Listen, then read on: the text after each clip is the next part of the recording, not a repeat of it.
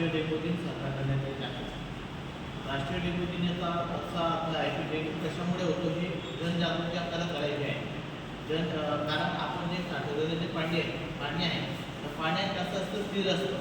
तेच पाण्याचे साठवलेले भांडे पण ते कोणते असू शकतात, एक पाण्याच्या टाक्या असू शकतात, बरोबर आहे. त्यानंतर आपल्या गटारी असतात, गटारीमध्ये सुद्धा पाणी स्थिर असतं.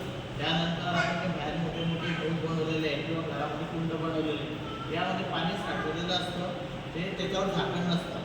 डास काय म्हणतो की आम्हाला डासांची इच्छा काय असते, डासांच्या बांधायची किंवा आम्हाला अंडी टाकायला जागा द्या.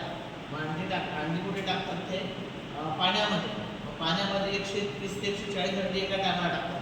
130 ते 140 अंडी टाकल्यानंतर काय होतं, त्या अळीचं रूपांतर कोषमध्ये होतं आणि मग त्याचा डास तयार झाल्यानंतर मग तो काय म्हणतो, मला रक्ताची गरज आहे. मग रक्त कोणाला चालतो, तर आपल्या सारख्या माणसांना चालतो आणि मग त्याच्यापासून आपला डेंग्यू नावाचा आजार होऊ शकतो.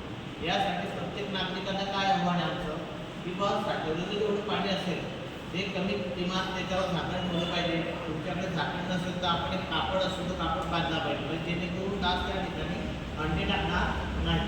दुसरी गोष्ट, घरामध्ये जे टायर असतात घराजवळ ठेवलेले, त्या टायरामध्ये जरी पाणी साठवलं असेल तर त्या ठिकाणी सुद्धा डासांचे आधी अंडे टाकला त्या ठिकाणी जातील, त्या ठिकाणी मग ते डास तयार झाल्याचं आपल्याला कळतात. म्हणून आपल्याला जर डासांपासून आपल्याला जो आजार होतो डेंग्यू हा जर टाळायचा असेल तर यासाठी सर्वांचे हातभार महत्त्वाचा आहे. प्रत्येकाने नागरिकाने घर स्वच्छ कसं राहील, स्वच्छ राहण्यासाठी आपल्याला काय करावं लागेल, अगोदरचा आपला बाहेरचा परिसर स्वच्छ ठेवावा लागेल.